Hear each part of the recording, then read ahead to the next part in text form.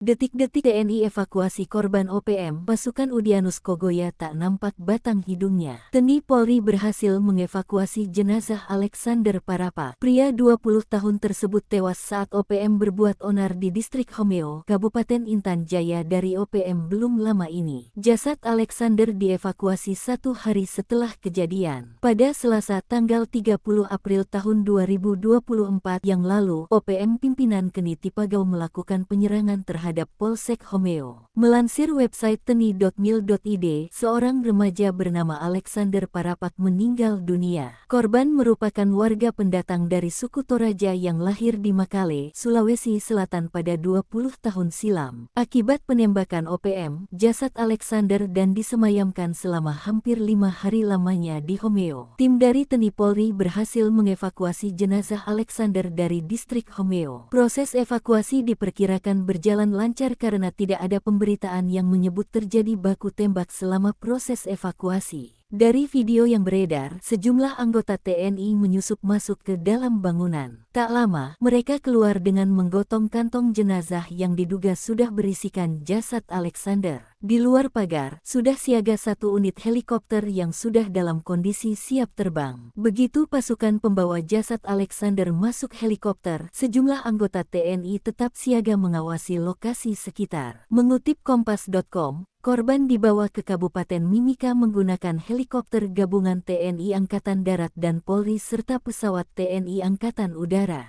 Tim yang terlibat dalam proses evakuasi ini adalah Satuan Jajaran Komando Operasi TNI Koops TNI, Habema dan Satgas Nanggala Kopassus Damai Cartens. Panglima Kogabu Wilhan III, Letjen TNI Richard T.H. Tampubolon, mengatakan operasi evakuasi dari wilayah distrik Homeo merupakan kegiatan kemanusiaan untuk mewujudkan situasi keamanan wilayah yang kondusif.